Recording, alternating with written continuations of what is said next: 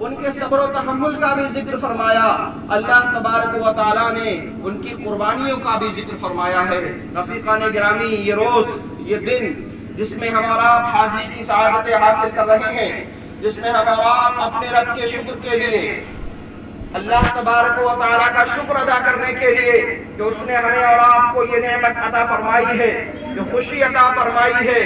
رفیقان گرامی، اللہ کے شکر کو ادا کرنے کے لیے، اللہ کی اس نعمت پر شکر بجا لانے کے لیے جو ہم اور آپ آج یہاں حاضر ہیں اللہ کی بارگاہ میں دوبارہ ادا کرنے کے لیے، یہ بھی حضرت ابراہیم علیہ السلام کی یادگار ہے۔ رفیقان گرامی، حضرت ابراہیم علیہ السلام کی زندگی کے بہت سارے واقعات آپ نے سنے ہوں گے۔ حضرت ابراہیم علیہ السلام کی قربانی کا واقعہ آپ نے سنا ہوگا۔ حضرت ابراہیم علیہ السلام کو نار نمرود میں ڈالا گیا، یہ قصہ آپ نے سنا ہوگا۔ رفیقان گرامی، یاد رہے حضرت ابراہیم علیہ السلام کی زندگی کے یہ قصے، حضرت ابراہیم علیہ السلام کی زندگی کی یہ کہانیاں جو اللہ تبارک و تعالیٰ نے اپنی روشن کتاب میں بیان فرمائی ہے، جو اللہ تبارک و تعالیٰ نے اپنی مقدس کتاب میں بیان فرمائی ہے، ان کو بیان کرنے کا مقصد یہ نہیں کہ آپ اپنی زندگی میں سنی جانے والی دوسری کہانیوں کی طرح، کہ آپ اپنی زندگی میں سنے جانے والے دوسرے قصوں کی طرح ایک کان سے سنیے اور دوسرے کان سے نکال دیجئے، بلکہ اللہ تبارک و تعالیٰ کو جتنی ذات حضرت ابراہیم علیہ السلام کی پسند آئی، اللہ تبارک و تعالیٰ کو ابراہیم علیہ السلام کی جتنی ادائیں پسند آئیں کہ اللہ کا خلیل کہیں اس کی رضا کے لیے اپنا وطن چھوڑ رہا ہے، اللہ کا خلیل کہیں اس کی رضا کے لیے آگ کی بھڑکتے ہوئے الاؤ میں کود رہا ہے، اللہ کا خلیل کہیں اس کی رضا کے لیے اپنے بیوی بچوں کو بے آب و گیا میدان میں چھوڑ رہا ہے، اللہ کا خلیل کہیں اس کی رضا کے لیے اس کا گھر تعمیر کر رہا ہے، اللہ کا خلیل کہیں اس کی رضا کے لیے لوگوں میں حج کا اعلان کر رہا ہے، اللہ کا خلیل کہیں اس کی رضا کے لیے 2000 کلومیٹر کا سفر طے کر کے اس زمانے میں، جس زمانے میں سواریوں کا بھی انتظام نہیں تھا، لوگوں میں حج کا اعلان کرتا پھر رہا ہے۔ رفیقان گرامی، اللہ تبارک و تعالیٰ کو حضرت ابراہیم علیہ السلام کی یہ ساری ادائیں اتنی پسند آئیں کہ اللہ کو اس دنیا میں جو سب سے بڑی نعمت اتارنا تھی، اللہ کو جو اس دنیا میں سب سے حسین انسان کو اتارنا تھا، اللہ کو جو اس دنیا میں سب سے کمپلیٹ شخصیت کو اتارنا تھا، اللہ تبارک و تعالیٰ نے حضرت ابراہیم علیہ السلام کو اس عالم میں تو اللہ ان کو جو جزا دے گا وہ تو ہمارے اور آپ کے تصور سے پرے ہے، لیکن ہم اتنا جانتے ہیں، ہم اتنا سمجھتے ہیں کہ اللہ تبارک و تعالیٰ نے حضرت ابراہیم خلیل اللہ کو اس دنیا میں جو سب سے بڑا بدلہ عطا فرمایا ہے، حضرت ابراہیم علیہ السلام کو اس دنیا میں جو سب سے بڑی نعمت عطا فرمائی ہے وہ یہ کہ اپنے محبوب کو ان کی نسل پاک میں پیدا فرما دیا، اپنے محبوب کو ان کی نسل پاک میں پیدا فرما دیا، اور بے شمار انبیاء بنی اسرائیل کو ان کی نسلوں میں ودیع فرما دیا۔ رفیقان گرامی، اللہ تبارک و تعالیٰ کی یہ شان ہے، اس نے کہا لَإِن شَكَرْتُمْ لَأَزِيدَنَّكُمْ، اگر تم شکر کرو گے ہم تمہاری نعمتوں کو بڑھائیں گے۔ ابراہیم خلیل اللہ شکر کرتے گئے، حضرت ابراہیم اللہ کی بارگاہ میں ہمیشہ شکر گزار بندے بنتے گئے۔ اللہ تبارک و تعالیٰ نے ان کے اوپر اپنی نعمتوں کو اتنا بڑھا دیا کہ آج 4000 سال سے زیادہ کا عرصہ گزر گیا، یہاں کھڑے ہونے والا ہر خطیب اس عید پر ان کا ذکر کرتا ہے، اور دنیا بھر میں مسلمان، دنیا بھر میں بسنے والے کلمہ گو مسلمان آج یاد ابراہیمی میں، آج حضرت ابراہیم علیہ السلام کی یاد میں قربانیاں کرتے ہیں، اور لاکھوں کی تعداد میں، تقریباً 40-50 لاکھ کی تعداد میں مسلمان اپنے ملکوں سے سفر کر کے، دور و دراز کا سفر کر کے، اپنے وطنوں کو چھوڑ کر یاد ابراہیمی کو منانے کے لیے، اپنے رب کے حکم کے مطابق یاد ابراہیمی کو تازہ کرنے کے لیے مکہ مکرمہ کا سفر کرتے ہیں، مدینہ طیبہ کا سفر کرتے ہیں، مکہ مکرمہ کا سفر کرتے ہیں۔ اب آپ دیکھتے جائیں حضرت ابراہیم علیہ السلام کو اللہ تبارک و تعالیٰ کتنا نواز رہا ہے۔ یہ آج حاجیوں کا وہاں طواف کرنا کیا ہے؟ یاد ابراہیمی ہے۔ یہ آج حاجیوں کا منی کی وادیوں میں ٹھہرنا کیا ہے؟ یاد ابراہیمی ہے۔ یہ آج مزدلفہ کے میدان میں، مزدلفہ کی وادیوں میں حاجیوں کا رات گزارنا کیا ہے؟ یاد ابراہیمی ہے۔ یہ میدان عرفات میں حاجیوں کا وقوف کرنا کیا ہے؟ یاد ابراہیمی ہے. یہ آج لاکھوں کروڑوں کی تعداد میں دنیا بھر کے دنیا کے کونے کونے میں مسلمانوں کا اللہ کی رضا کے لیے جانور کو ذبح کرنا کیا ہے؟ یہ یاد ابراہیمی ہے. رفیقان گرامی، آپ نے حضرت ابراہیم علیہ السلام کی قربانی کے واقعے کو تو بارہا سنا ہوگا. سبھی جانتے ہیں کہ حضرت ابراہیم علیہ السلام اپنے اس چہیتے، اپنے اس لاڈلے بیٹے کو، اپنے اس چہیتے اور اپنے اس لاڈلے بیٹے کو، جس کو اللہ تبارک و تعالیٰ کی بارگاہ میں انتظاریں کر کے، جس کو اللہ تبارک و تعالیٰ کی بارگاہ میں گڑ گڑا کر دعائیں مانگ کے تقریباً 90 یا 92 سال کی عمر یا 80 سال کی عمر میں اللہ تبارک و تعالیٰ سے پایا تھا. رفیقان گرامی، یہاں بھی حضرت ابراہیم علیہ السلام کی زندگی ہماری رہنمائی کر رہی ہے. یہاں بھی ہمیں حضرت ابراہیم علیہ السلام کی حیات طیبہ سے یہ سبق مل رہا ہے کہ اللہ تبارک و تعالیٰ تم سے اگر کوئی چیز چاہتا ہے، اللہ تبارک و تعالیٰ تم سے اگر تمہیں اپنا قرب عطا کرنا چاہتا ہے تو تمہیں اپنے اسماعیل کی قربانی دینا ہوگی. اسماعیل کا مطلب یہ ہے کہ تمہیں اپنی پسندیدہ ترین چیز کی قربانی دینا ہوگی. حضرت ابراہیم علیہ السلام نے اپنا وطن بھی چھوڑا تھا. حضرت ابراہیم علیہ السلام نے مصیبتیں بھی اٹھائی تھی. حضرت ابراہیم علیہ السلام کو نارے نمرود میں بھی ڈالا گیا تھا. حضرت ابراہیم علیہ السلام نے اپنے پیاروں کو بھی چھوڑا تھا، لیکن اس کے باوجود بھی انہیں اپنی زندگی میں حضرت ابراہیم علیہ السلام کو اپنی حیات طیبہ میں اگر کوئی چیز سب سے زیادہ پیاری تھی، حضرت ابراہیم علیہ السلام کو کوئی چیز سب سے زیادہ پسند تھی، تو وہ یہ کہ اللہ تبارک و تعالیٰ مجھے ایک نور نظر عطا فرما دے، اللہ تبارک و تعالیٰ مجھے ایک نیک اور صالح اولاد عطا فرما دے. چنانچہ قرآن مجید کی سورہ صافات میں اللہ تبارک و تعالیٰ نے حضرت ابراہیم علیہ السلام کی اداؤں کو ذکر کیا ہے کہ کس طرح سے اللہ کا خلیل اپنے رب کی بارگاہ میں دعائیں کرتا ہے، اپنے رب سے اپنے لیے ایک نیک اور صالح اولاد کا طلبگار ہے. اللہ تبارک و تعالیٰ نے نیک اور صالح اولاد بھی دی، اور اولاد بھی ایسی کہ ایک بات کہتا ہے کہ یہ فیضان نظر تھا یا کہ مکتب کی کرامت تھی. یہ فیضان نظر تھا یا کہ مکتب کی کرامت تھی. سکھائے کس نے اسماعیل کو آداب فرزندی، سکھائے کس نے اسماعیل کو آداب فرزندی. 7 یا 13 سال کی عمر میں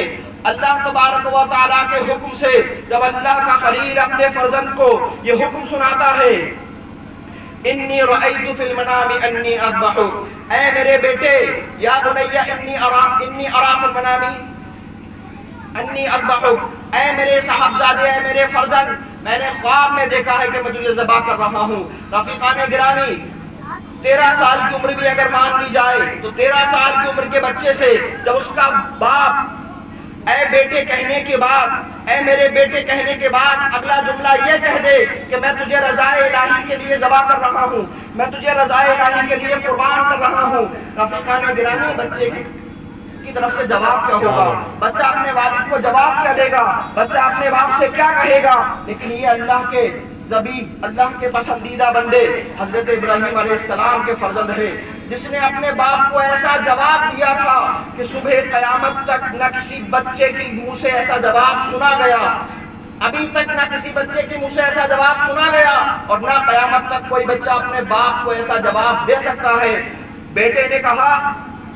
افعل ما تؤمر، اے میرے والد کر گزریے جو اللہ نے آپ کو حکم دیا ہے. باپ نے کہا تھا کہ میں تجھے کاٹ رہا ہوں، میرا خواب یہ ہے کہ میں تجھے ذبح کر رہا ہوں. بیٹے نے یہ نہیں کہا کہ آپ مجھے ذبح کر دیجئے، آپ میری گردن پہ چھری چلا دیجئے، بلکہ بیٹے نے تو اور بھی ایک قدم آگے بڑھ کے کہا کہ جو بھی حکم دیا جا رہا ہے، مطلب یہ ہے کہ اگر میری بوٹی بوٹی کرنے کا بھی اللہ کی طرف سے آپ کو حکم ہے تو آپ کا یہ فرزند حاضر ہے، آپ کا یہ بیٹا حاضر ہے. رفیقان گرامی، حضرت ابراہیم علیہ السلام کی دعاؤں کی چاشنی الگ ہے، اور ان کے بیٹے کا جو جواب ہے، ان کے فرزند نے اپنے والد کو جو جواب دیا، قیامت تک دنیا میں پیدا ہونے والے سارے سوالوں کے جواب پر بھاری ہے. کہ حضرت ابراہیم علیہ السلام نے تو صرف اپنا خواب بیان کر کے بیٹے سے مشورہ مانگا تھا، اور بیٹا صرف 13 سال کی عمر میں ایسا جواب دے رہا ہے کہ حضرت ابراہیم علیہ السلام بھی اس کے جواب سے خوش ہو جاتے ہیں.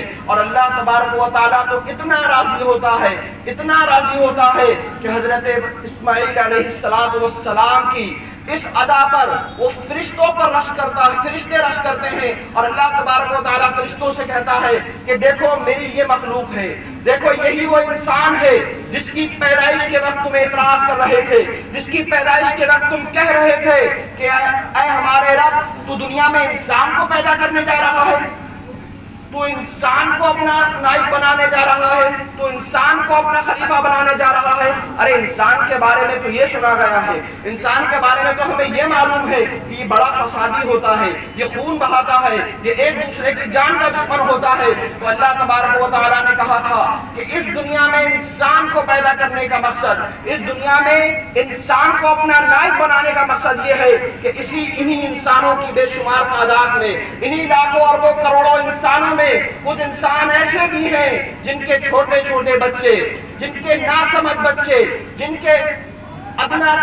عمر کے بچے، نو عمر بچے اللہ تبارک و تعالیٰ کے یعنی میرے حکم کے سامنے اس طرح سے اپنی گردنیں رکھتے ہوئے نظر آتے ہیں، اس طرح سے اپنے سروں کو جھکاتے ہوئے نظر آتے ہیں۔ رفیقان گرامی، حضرت اسماعیل علیہ السلام کی اس ادا کو اللہ تبارک و تعالیٰ نے جب فرشتوں میں بیان کیا، بیان ہے تفسیر کی کتابوں میں کہ فرشتوں میں بھی ایک قرآن تھا، فرشتے بھی دیکھنے جا رہے تھے کہ آخر کیا وجہ ہے کہ اللہ کا خلیل ہے، ساری زندگی اللہ کی رضا کے لیے تکلیف اٹھاتا آیا ہے، ساری زندگی اللہ کی رضا کے لیے مصیبتیں جھیلتا آیا ہے، آج کون سی آزمائش ہے کہ اپنی زندگی میں اللہ سے ایک ہی تو سوال کیا تھا، اپنی زندگی میں اللہ سے ایک ہی چیز تو مانگی تھی، اپنے لیے ایک نیک اور صالح اولاد کا طلبگار تھا، اپنے لیے ایک نیک اور صالح بیٹے کی دعا اللہ سے کیا کرتا تھا۔ اللہ نے جو نعمت دی تھی آج اسی کو چھیننے کا سوال کر دیا ہے۔ چنانچہ اللہ تبارک و تعالیٰ کی حکمتوں سے فرشتے بھی خبردار نہ تھے، فرشتوں کو بھی معلوم نہ تھا کہ آج اس خاکدانہ پر کیا ہونے والا ہے، آج اس سرزمین پر کیا ہونے والا ہے، آج دنیا کی اس دھرتی پر کیا ہونے والا ہے۔ چنانچہ اللہ تبارک و تعالیٰ نے حضرت ذبیح اللہ اسماعیل علیہ السلام کو اس طرح سے بچایا کہ ادھر حضرت ابراہیم علیہ السلام کی کرنی بھی پوری ہو گئی، چونکہ حضرت ابراہیم علیہ السلام کو صرف اتنا ہی حکم دیا گیا تھا کہ آپ اپنے بیٹے کو ذبح کریں۔ حضرت ابراہیم علیہ السلام نے تو چھری اپنے بیٹے کے گلے پر ہی چلائی تھی، حضرت ابراہیم علیہ السلام کے چھری چلانے کا مقصد تو اپنے بیٹے کے گلے پر ہی کاٹنا تھا، اور انسان اس سے زیادہ کر بھی کیا سکتا ہے۔ اللہ نے حکم دیا، اللہ کے خلیل نے اپنے بیٹے کی گردن پر چھری چلا دی۔ رفیقان گرامی، یہ تو اللہ تبارک و تعالیٰ کے ہاتھ میں ہے کہ اللہ تبارک و تعالیٰ کس چیز کو چھری سے کاٹتا ہے اور کس چیز کو نہیں کاٹتا۔ یہاں بہت بڑا سبق ہے ہمیں اور آپ کو کہ اگر ہمیں کسی بات کا حکم دیا گیا ہے، اگر اللہ تبارک و تعالیٰ نے ہمیں ہماری زندگی میں کوئی کچھ عمل کرنے کا حکم دیا ہے تو ہمیں صرف یہ ہے کہ ہم اللہ کی رضا کے لیے، ہم اللہ کی رضا کے لیے اس کام کو کرنے کے لیے تیار ہو جائیں۔ آپ حضرات میری طرف توجہ رکھیں، آنے جانے والے لگے ہوئے ہیں، میں پہلے کا آیا ہوں اور آپ کو سنا کے لیے آیا ہوں۔ میں دیکھ رہا ہوں کھڑے ہو کے کوئی ایک انسان بھی کچھ کہہ رہا ہے، آپ سارے اس کی طرف دیکھے جا رہے ہیں، سارے اس کی طرف متوجہ ہو رہے ہیں۔ خیال کریں یہاں جو بیان کیا جا رہا ہے آپ تھوڑا دھیان دیں گے تب بولنے والے کو بھی کیا لگے گا کہ لوگ توجہ دے رہے ہیں۔ آنے جانے والوں کے لیے ہی یہ مجلس لگائی گئی ہے، آنے جانے والے آتے رہیں گے۔ ایک بار درود پاک پڑھ لیں، اللہم صلی وسلم وبارک علی سیدنا و مولانا و مأوانا و ملجانا محمد بعد الجود والکرم و آلہ وبارک وسلم۔ چنانچہ حضرت اسماعیل علیہ السلام کی یہ ادا اللہ تبارک و تعالیٰ کو اتنی پسند آئی کہ اللہ تبارک و تعالیٰ نے 3000 سال کے بعد اپنے محبوب صلی اللہ علیہ وسلم کو جو امت عطا فرمائی اور اپنے محبوب کو جو احکام عطا کیے، اس میں اپنے خلیل اور اپنے ذبیح کی اس ادا کو ہمیشہ کے لیے قیامت تک زندہ رہنے کے لیے کہ میرے خلیل اور میرے ذبیح کی یہ سنت قیامت تک لوگوں کے درمیان جاری و ساری رہے، اس طرح حضرت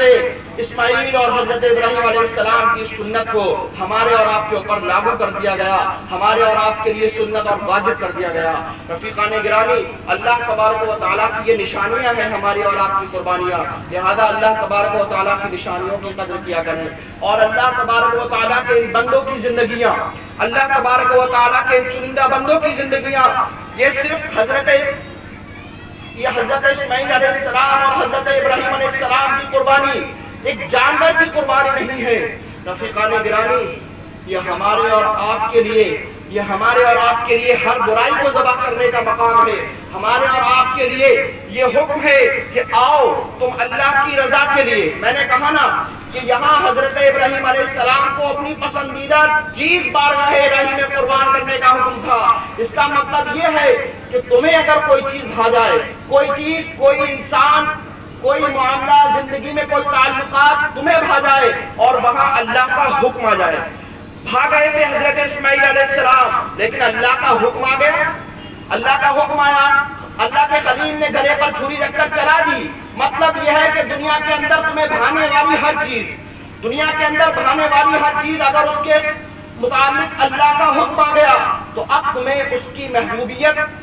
کو دل میں جگہ نہیں دینی ہے، بلکہ اللہ کے حکم کو آگے رکھنا ہے. اللہ تبارک و تعالیٰ نے جس چیز کا حکم دیا ہے اس کو بجا لانے کی کوشش کرو گے تو حضرت اسماعیل علیہ السلام کی طرح تمہارے اعمال کو بھی ہمیشہ کے لیے زندہ و تابناک کر دیا جائے گا. اور حال یہ ہوگا کل بروز جزا. ابھی ادنا سی دھوپ کی وجہ سے میں دیکھ رہا ہوں ادھر کا سارا میدان خالی ہے اور سارے لوگ ادھر چھاؤں میں جا رہے ہیں. آپ ایک مرتبہ غور کریں، یہ قربانی ہی کہ تمہیں اس محشر کی دھوپ سے بچائے گی جس کے متعلق آیا ہے کہ زمین تانبے کی ہوگی، سورج سوا نیزے پہ ہوگا اور لوگوں کو پسینہ اس قدر آ رہا ہوگا کہ لوگ اپنے پسینوں میں غوطہ زد ہوں گے، غوطے لگا رہے ہوں گے. رفیقان گرامی،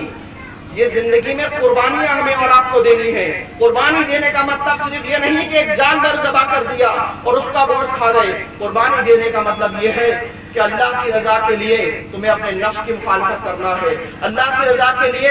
تمہیں دوستیاں بڑھانا ہے، اللہ کی رضا کے لیے تمہیں دلوں میں وسعت پیدا کرنی ہے، اللہ کی رضا کے لیے دلوں سے بغض و حسد نکالنا ہے. اللہ کی رضا کے لیے ہمیں اور آپ کو اللہ کی راہ میں مال خرچ کرنا ہے. اللہ تبارک و تعالیٰ کی رضا کے لیے ہمیں اور آپ کو مال خرچ کر کے اس کی بارگاہ، اس کے گھر کا حج کرنا ہے. اللہ کی رضا کے لیے اپنے مال کی زکات دینی ہے. اللہ کی رضا کے لیے اپنے معاشرے کے پسماندہ لوگوں کی مدد کرنی ہے. اللہ کی رضا کے لیے اپنے گھروں کی صفائی کرنی ہے. اللہ کی رضا کے لیے ہمیں اور آپ کو ہر وہ کام کرنا ہے جو ہمارے نفس پر بوجھ لگتا ہو، جو ہمارے نفس کو بھاری رکھتا ہو، جس کو کرنے کا دل نہ چاہے، جس کو کرنے کی ہمت نہ ہو. اور سب سے بڑھ کر یہ کہ اللہ کی رضا کے لیے اس کے احکام پر عمل کرنے والے بنے. اللہ کی رضا کے لیے سب سے بڑی قربانی یہ ہے کہ آپ